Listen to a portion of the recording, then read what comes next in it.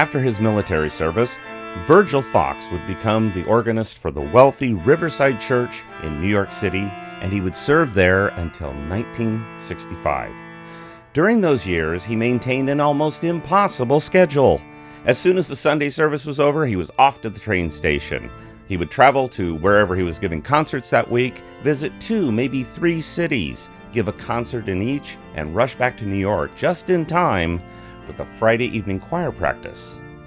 Rehearse the choir, practice all day Saturday, play the Sunday service, and do it all over again. His concert career took him everywhere and to all kinds of venues. If there was an important organ to play, Virgil played it, and always to a full house.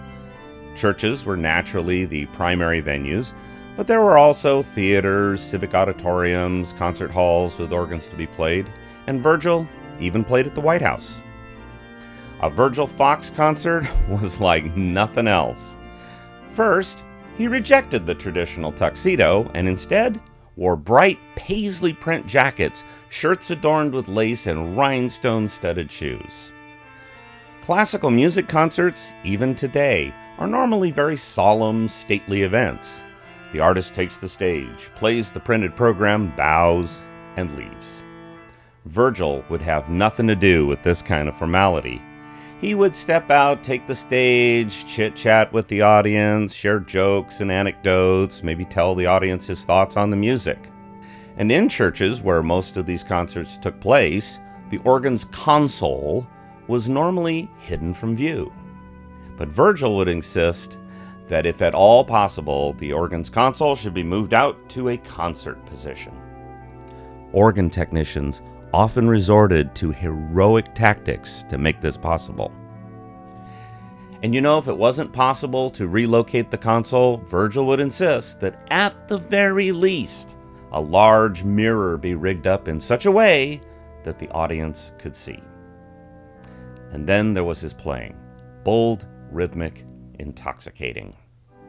And in the 50s and 60s, it was considered very rude to applaud in church for any reason at all. And often at the beginning of an organ recital, the pastor would step out and admonish the audience, "Thou shalt not applaud." But Virgil's performances were so engaging that the audience simply could not help themselves, and thunderous applause resounded after each and every piece. Critics and fellow organists both hated all of Virgil's showy showmanship.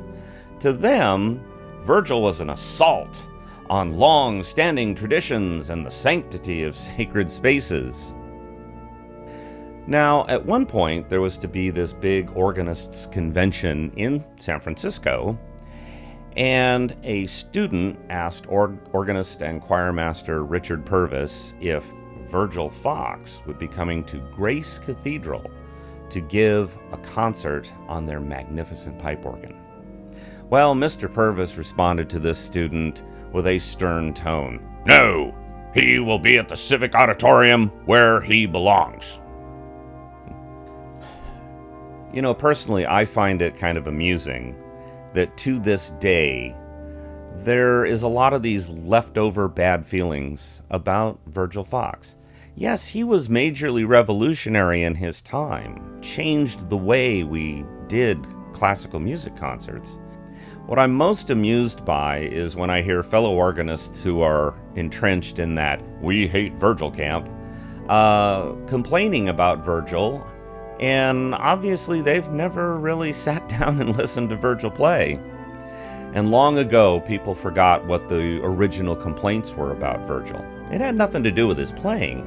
It had more to do with his style. Well, we're going to talk more about that next time when we find out how Virgil Fox became a true rock star organist.